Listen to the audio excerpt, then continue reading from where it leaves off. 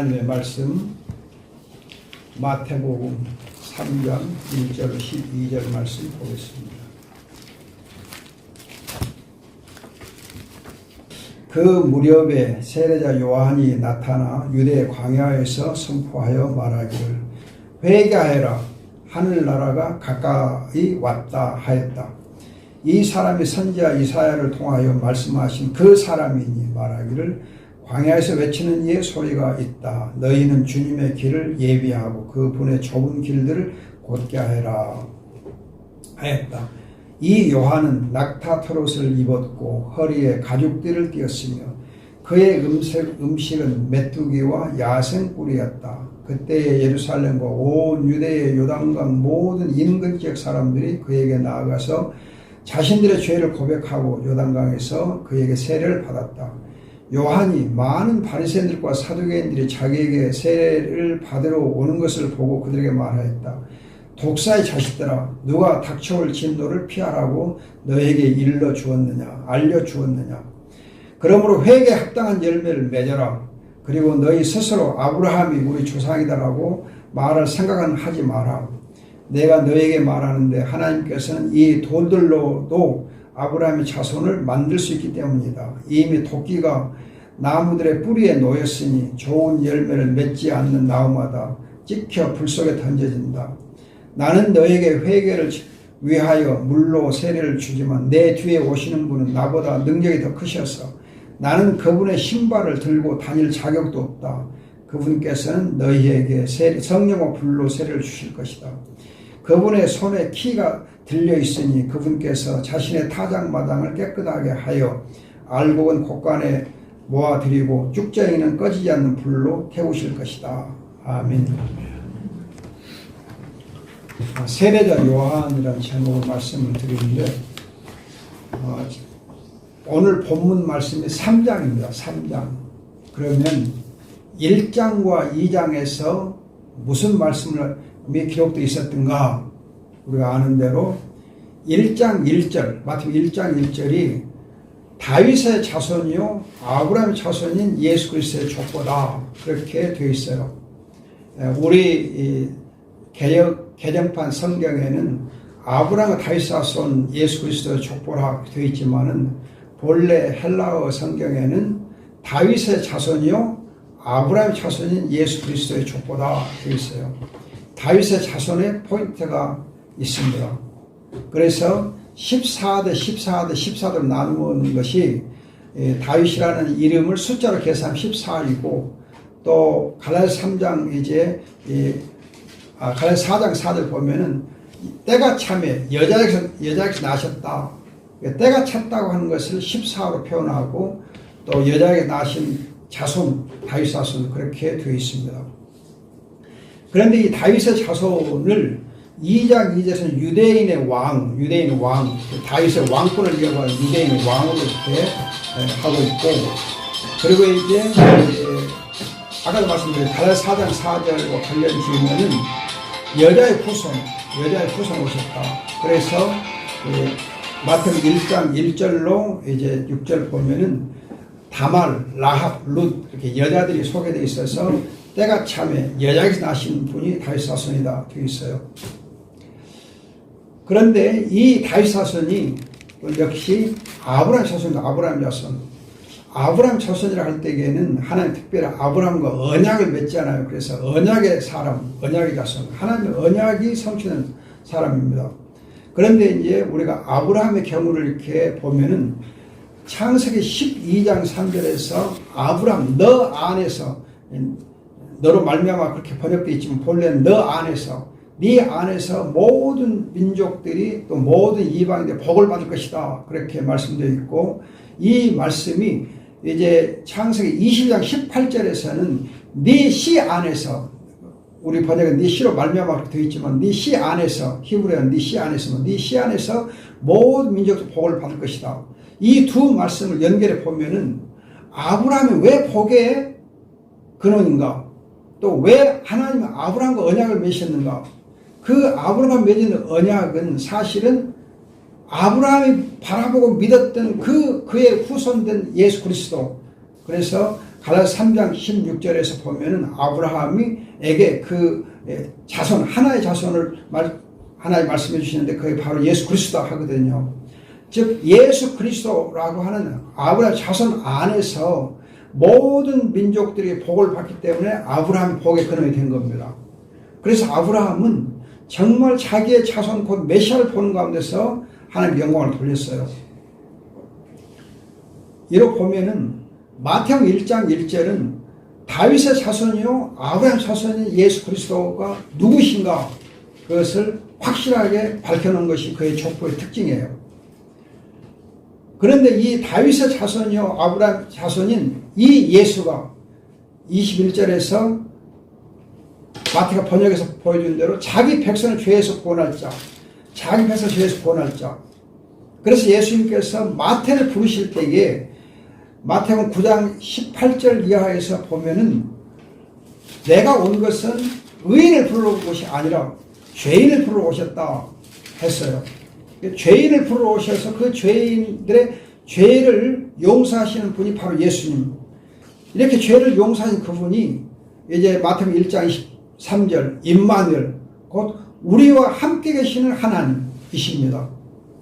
그래서 마태는 다윗 자손이요 아브라함 자손이 이 예수님이 자기 백성을 죄에서 구원하실 자 구원자이시고 또 구원자실 뿐만 아니라 자기 백성 가운데 사실 영광스러운 성전으로 함께 계시는 그래서 마태복음 28장 20절에서 예수님이 말씀하기를 내가 너희와 항상 함께 하리라 그렇게 말씀하신 대로 항상 우리가 함께 계시는 바로 임마누엘이십니다. 이 임마누엘 예수님이 마태복음 2장에 오면은 이 유대인의 왕으로서 태어나셨는데 애굽으로 피신을 가셨다가 애굽에서 나오십니다. 이 말씀을 가지고 특별히 이제 이 구약의 선지자에 가신 말씀이 이루려 하심이라 해서 내가 이집트에서 내 아들을 불러냈다. 어떻게 보면은 아기 예수님이 에집트로 내려갔다 에집트에서 올라온 것이 별것 아닌데 마태는 이 사실이 바로 구약의 모세를 통해서 이루었던 출애굽 사건을 예수님께서 친히 어린 예수님께 친히 성취하고 계신다 하는 것을 보여주고 있는 겁니다. 그래서 누가복음 이제 9장 31절을 보면은 예수의 죽음을 두고 출애굽이라고 하는 엑소더스라는 단어를 써요. 즉 예수의 죽으심이 바로 출애굽인데 그 죽으심을 통해서 구원을 이루시는 그 예수님께서 이미 탄생하면서부터 아기 때에 벌써 시작을 하신 것입니다. 그래서 갈라디아서 이제 3장 보면 예수님께서 여자에게 나시고 할 때 율법의 저자가 나시고 자기 백성을 모든 율법의 저자로 속량하려 했다 그렇게 말씀해요. 다시 말하면 예수님의 경우 보면 그는 나면서부터 죽을 때까지 즉 그의 나심과 그의 죽으심을 통해서 출애굽이라는 놀라운 구속사건을 이루신 겁니다. 성취하신 거예요. 이분이 바로 다윗 자손이요 아브라함 자손이면서 유대인의 왕 예수 임마누엘이에요. 이 사실을 이제 확실하게 밝혀놓은 마태가 3장에 오면은 마태복음 3장에 오면은 이 임마누엘 예수님의 메시아 사역을 위해서 하나님이 선지자인 마지막 선지자인 세례자 요한을 앞서 보내셨다 하십니다. 그러면 이 세례자 요한이 어떤 사람이고 무슨 일을 했는가 메시아로서 무슨 일을 어떻게 했는가 그것을 3장에서 마태가 잘 보여주고 있습니다. 우리가 우선 이 세례자 요한의 경우를 보면은 첫째로 하나님이 준비해 두신 사람입니다. 하나님이 준비해 두신 사람. 3절에서 선지자 이사야를 통하여서 하나님께서 이 사람에 대해서 예언하고 약속해 주셨다. 이걸 보면 하나님께서 준비해 주신 사람이 바로 세례자 요한이에요. 이사야 선지자를 통해서 미리서 약속하신 준비된 사람입니다.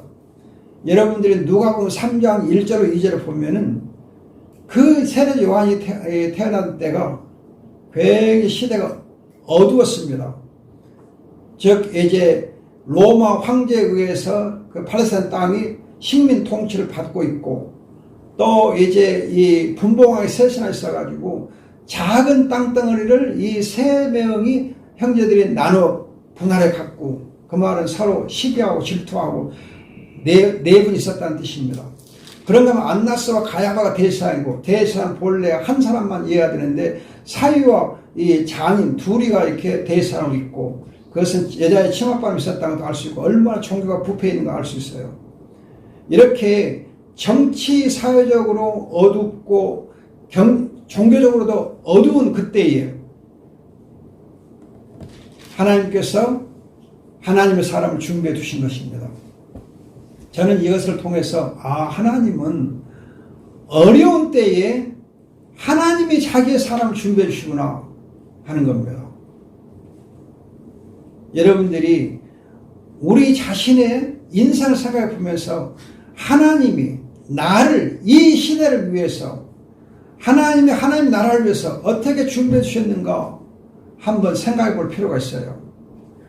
내 인생 그저 왔다 그저 가는 거다 그렇게 생각하지 마시고, 내 인생이 사람들 보기엔 별것 아닌 것 같지만은 하나님 보시기에는 굉장히 소중해서 하나님이 이 때를 위해서 나를 이 땅에 태어나게 하셨다. 나는 정말 하나님께서 이 시대를 어떻게 준비해서 살게 하셨는가, 무엇을 준비해야 된 사람인가 생각할 필요가 있어요.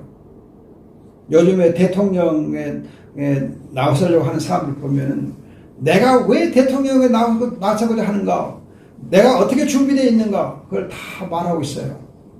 여러분, 세상 사람들도 내가 이 시대를 위해서 무엇 때문에 준비된 사람인가 밝히고 있는데, 우리는 하나님의 사람으로서 하나님께서 이 시대를 위해서 나를 어떻게 준비해 두셨는가, 나를 어떻게 하나님께서 쓰시려고 선교사로 준비해 주셨는가, 나를 하나님 어떻게 쓰시려고 집사로 준비해 주셨는가, 하나님이 나를 어떻게 쓰시려고 이렇게 에덴 동산교회에 출석하셨는가 한번 생각할 필요가 있어요.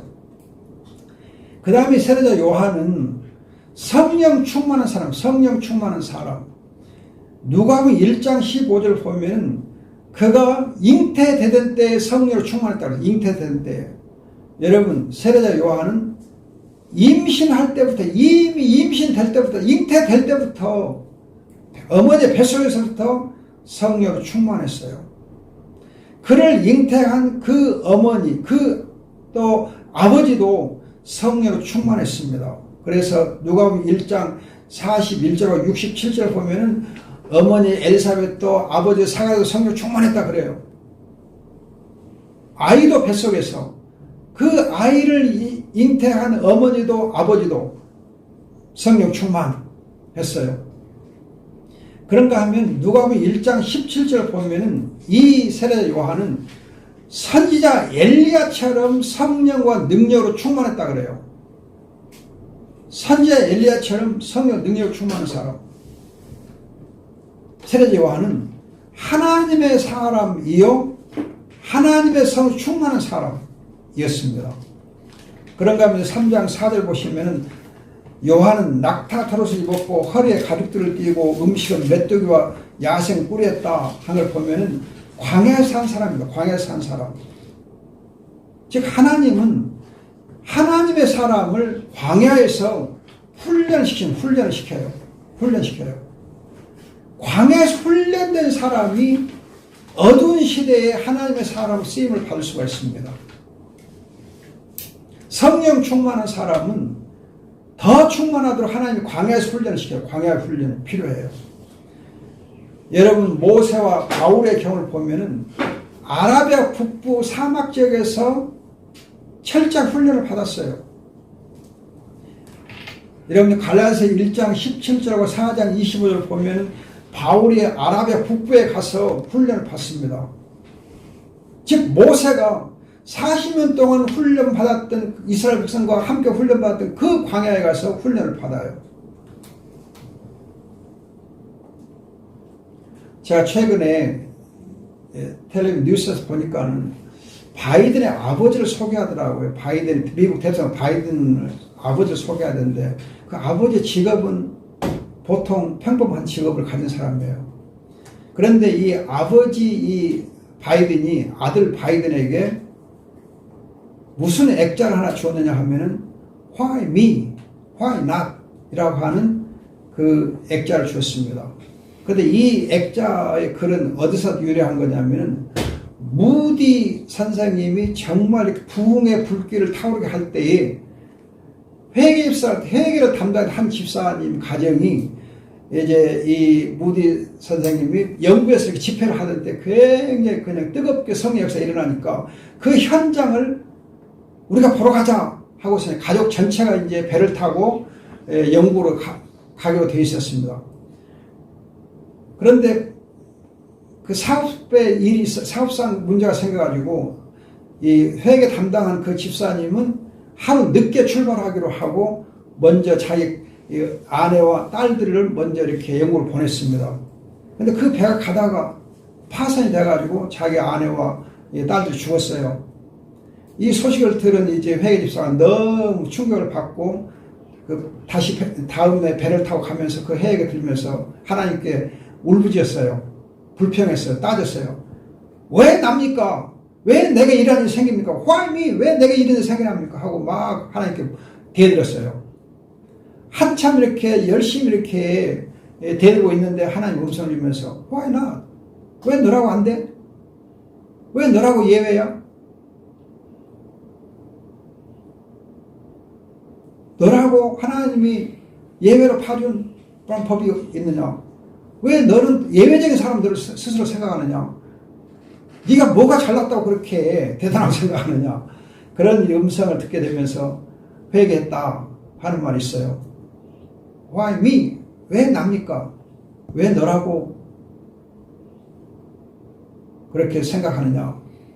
근데 이 액자를 이제 이 글을 담은 액자를 바이든의 아버지가 바이든을 주게 된 이유는 바이든이 28이 국회의원이 됐어요. 그런데 2년인가 3년째 되던 때에 어떤 참 그 안 좋은 일로 인해 자기 아내가 죽고 딸이 또 그 다음에 죽고 그래요. 그래서 젊은 이제 바이든이 왜 내게 이런 어마어마한 일이 생겨납니까? 왜 이렇게 비극이 생겨납니까? Why me? 왜 납니까? 그러면서 이렇게 굉장히 마음이 흔들렸다고 그래요. 그래서 그걸 지켜보던 이 아버지가 아들에게 한 말이에요. 야, 무디 선생님 회계 집사가 이랬었다. Why me? Why not? 너도 왜 납니까? 하고 그렇게 불평하는데 Why not? 왜 너 아닌가? 왜 너는 아니어야 된다고 생각하느냐? 그렇게 하면서 그 아버지가 이 액자를 주면서 위로했다고 그래요. 그래서 이 바이든 미 대통령이 자기 책상에 이 액자를 항상 놔두고 그걸 보면서 자기를 이렇게 스스로 다스린다 그러더라고요. 여러분 정말 하나님이 쓰실 사람은 광야 훈련이 필요해요. 광야 훈련을 통해서 성령 충만, 능력 충만하게 하시고 하나님 준비된 사람은 그 어두운 시대에 쓰임을 받게 하십니다. 그럼 세례 요한이 한 일이 무엇인가? 우선 여러분들이 누가복음 3장 2절에 보면은 광야에서 세례자 요한에게 하나님 말씀이 임했다. 그래요. 광야에서 하나님 말씀이 세례자 요한에게 임했다. 이 말씀을 보면 광야에서 요한이 하나님의 말씀을 받았습니다. 말씀 받아요. 하나님의 사람은 광야에서 하나님의 말씀을 받습니다. 광야에서 하나님의 말씀을 받아요.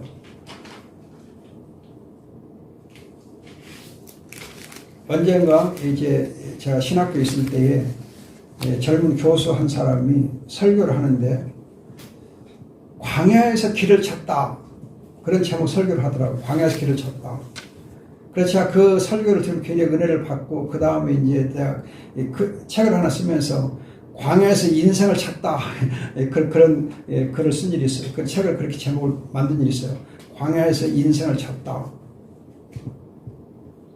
여러분 광야에서 하나님의 말씀을 받아야 돼요. 광야에서 받은 말씀이 진짜 말씀이에요.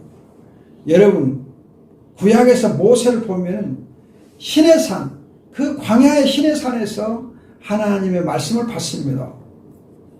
제가 성경 본문을 읽지는 않지만은 출애굽기 19장 1절 6절과 출애굽기 24장 12절 18절 보면은 광야에서 하나님이 모세에게 말씀을 주십니다. 십계명을 주시고 또한 하나님의 살아있는 말씀을 주셔요. 그래서 스데반이 한 설교 사도행전 7장에 보면 38절에서 광야에서 하나님이 모세에게 살아있는 말씀을 주셨다. 살아있는 말씀을 주셨다 그래요. 여러분, 하나님께서 광야에서 하나님의 살아있고 항상 있는 말씀을 모세에게 주셨고 또 이제 세례자 요한에게 주시고, 여러분 바울도 바로 모세가 이 말씀을 받았던 그 아라비아 북부 지역에서 고린도후서 12장 1절로 4절을 보면은 많은 환상과 많은 계시들을 그리스도로 직접 받았다 그래요. 광야에서 하나님의 많은 말씀들을 직접 받아요. 이걸 보면 우리가 광야에서 말씀을 받는 것이 얼마나 복된 것인가. 여러분, 우리가 안락한 침대에서 하나님이 말씀을 내게 주시는가, 아니면 우리 광야 같은 곳에서 하나님의 말씀을 내게 주시는가 생각해 보세요. 오히려 광야의 인생을 살고 있을 때 하나님 우리에게 놀라운 이 말씀을 우리 임하게 해주세요. 광야에서. 두 번째로 세례 요한이 한 일은 광야에서 말씀을 선포합니다. 광야에서 말씀 선포해요. 3장 1절에 보면 그 무렵에 세례 요한이 나타나서 유대 광야에서 선포하여 가라사대, 선포하여 말했다. 말씀을 받은 그 광야에서 말씀을 선포합니다. 그래서 5절 말씀 보면 그때에 예루살렘과 온 유대와 요단강 모든 인근 지역 사람들이 그에게 나아갔다. 그래서 죄를 고백하고 세례를 받았다. 광야에서 말씀을 받고 그 광야에서 말씀을 선포하니까 그 광야로 사람들이 나와서 죄를 회개하고 세례를 받았어요. 말씀의 현장에서 말씀을 선포합니다.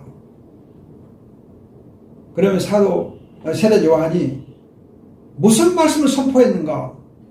누가복음 3장 18절 보면 복음을 선포했다. 복음을 선포했다. 다르게 복음을 선포해요. 여러분, 예수님도 복음을 선포하거든요.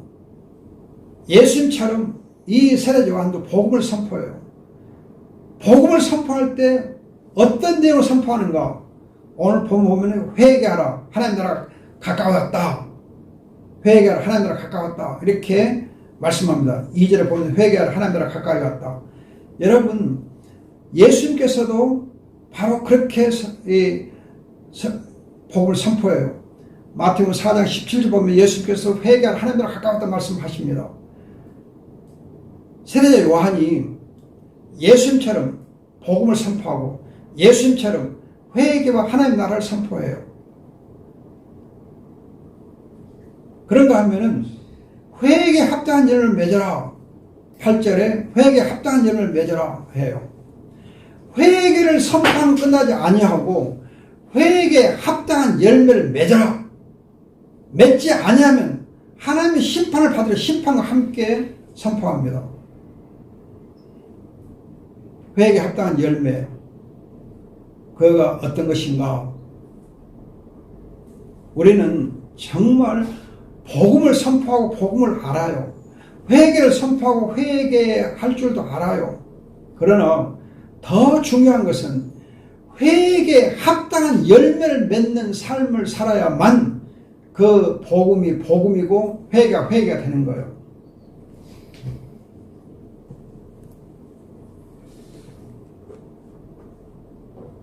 많은 사람들이 세례자 요한에게 나와서 우리가 맺어야 회개에 합당한 열매가 무엇인가 할 때 군인들에게는 받는 월급을 만족하게 여라. 또 세리들에게는 더 많이 징수하지 말아라. 욕심 부리지 말아라. 그렇게 말씀한 일이 있습니다. 그런데 이 말씀을 잠언 30장에 있는 말씀, 내가 하나님께 간절히 원하는 두 가지가 있다 그러면서 거짓말을 내게서 멀리하게 하시고 내가 배부르지도 않고 배고프지도 않게 하소서, 이 말씀이 있습니다. 이 말씀을 매일 성경에 보면 어떻게 해석했냐 하면은 정도의 삶과 중도의 삶을 살아라. 바른 길을 걷고 온전한 길을 걸어라. 너무 이렇게 욕심부리지 말고 중도의 길을 걸어라. 그렇게 설명합니다. 이걸 보면서 제가 생각하기를, 회개에 합당한 열매가 뭐냐. 세례자 요한이 말하는 것, 또 잠언이 말씀을 보면 정도, 바른 길과 중도, 적당하게 욕심부리지 않는 그 길을 걸어라. 만족할 줄 아는 길을 걸어라. 그렇게 말씀해요. 제가 오늘 아침 야고보서 1장 21절을 한번 읽어보면서 거기에 대단한 말씀이 있더라고요. 야고보서 1장 한번 찾아보세요. 야고보서 1장 21절. 야고보서 1장 21절.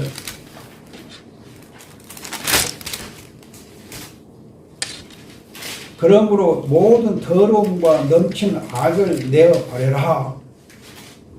그리고 내 마음에 심겨진 말씀을 온유함으로 받아라.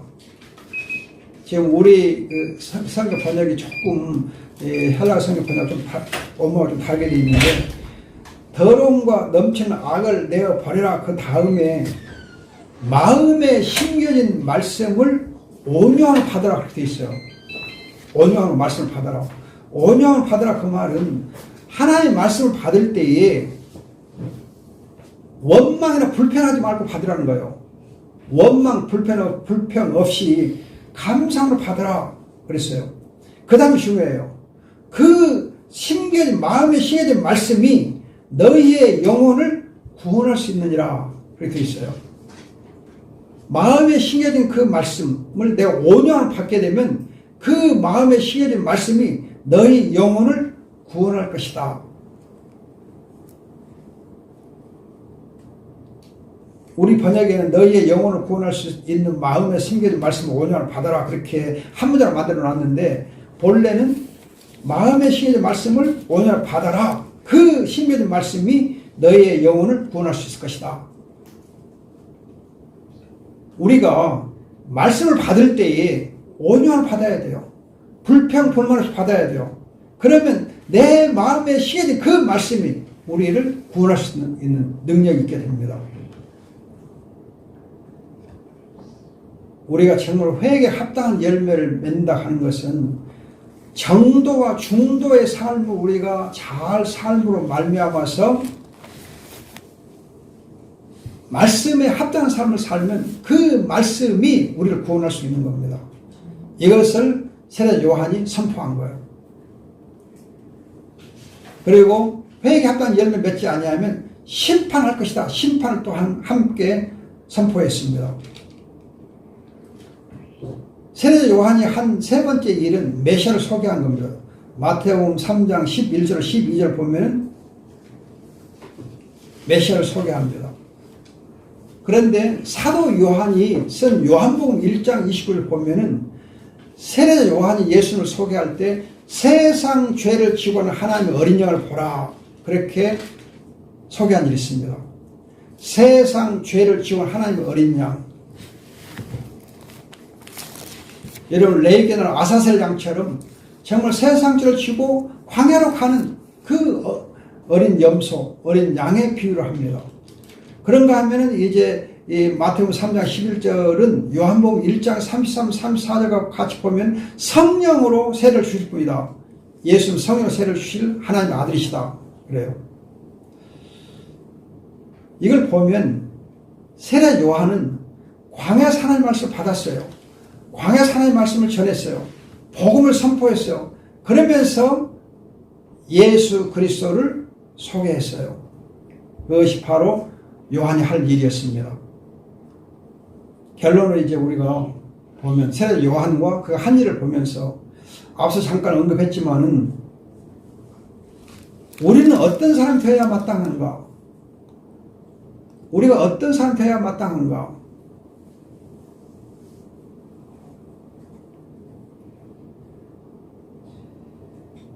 세례 요한이 성령의 사람, 말씀의 사람, 광야의 훈련을 받은 사람, 그러면서 보면은 회개에 합당한 열매를 맺는 그런 삶을 우리에게 요구한 사람. 이렇게 보면은 우리가 어떤 사람이 되어야 되는가?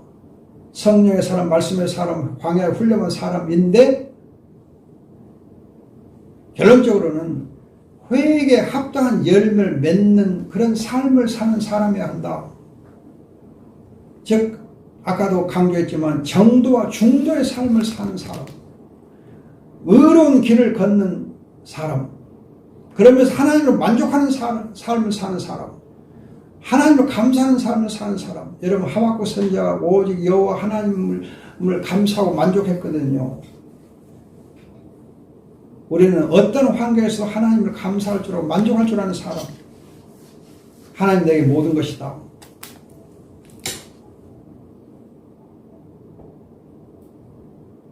어떤 가수가 부른 노래 제목 중에 You are my everything 이라는 노래가 있더라고요. 너는 나의 모든 것. 그래요. 하나님이 우리의 모든 것이에요. 그래서 골로새 3장 11절 Jesus is all. 예수의 모든 것이다. Jesus is everything to me. 예수는 내 모든 것이다. 이렇게 하나님으로 예수는 만족하고 사는 삶을 사는 사람이 되어야 합니다. 그리고 우리의 사명은 세례자 요한처럼 예수님이 그리스도심을 증거하는 일. 여러분 사도 요한이 요한복음을 기록한 목적을 밝히면서 요한복음 20장 31절에서 예수가 그리스도의 하나님의 아들이심을 믿고 영생을 얻게 하려고 이 글을 썼다 그래요. 다시 말하면 사도 요한은 그의 글을 쓰면서 예수가 그리스도임을 증거하는 일을 열심히 한 거예요. 사도 바울도 사도행전 17장 3절, 18장 5절, 또 28장 31절 보면은 예수와 그리스도임을 줄기차게 그의 선교 모든 이 사역 중에서 선포했습니다. 우리가 강조할 것, 예수가 그리스도시다를 선포하는 것입니다. 즉 예수님이 구원자이시고 임마누엘이시기 때문에 그 예수가 모든 문제의 해결자이시고 이 예수가 세상의 빛이요 또 이 예수가 세상의 소금이기 때문에 이 예수를 통해서 이 어두운 세대가 빛으로 밝아질 수 있기 때문에 우리는 예수가 그리스도임을 증거해야 됩니다. 그때 이 땅에 소망이 있습니다. 또 우리가 이 땅에 온 사명을 감당할 수 있고 보람을 얻을 수 있습니다. 이 교회가 하나님의 영광을 돌릴 수 있고 이 교회가 세워진 뜻을 이룰 수가 있습니다. 우리는 회개에 합당한 열매를 맺는 삶을 살되 예수가 그리스도를 증거함으로 하나님께 영광을 돌리고 복된 삶을 살 수 있어야 됩니다. 그럴 때 우리가 행복합니다. 기도하겠습니다. 좋으신 아버지, 오늘도 감사합니다. 세례자 요한을 우리가 배웠습니다. 배운 대로 행하게 하옵소서. 성령의 사람, 말씀의 사람, 광야에 훈련한 사람으로서 회개에 합당한 열매를 맺는 삶을 살게 해 주옵소서. 정도와 중도의 삶을 살게 하옵소서. 또한 예수와 그리스도를 증거하는 삶을 통하여서 이 세상의 어둠 속에 빛이 밝혀지는 그런 삶을 감당하는 저희가 되게 하옵소서. 아멘. 우리를 세상의 빛, 세상의 소금으로 들어 쓰시옵소서. 아버지 감사합니다. 고맙습니다. 사랑합니다. 귀하신 예수님의 이름으로 기도합니다. 아멘. 아멘.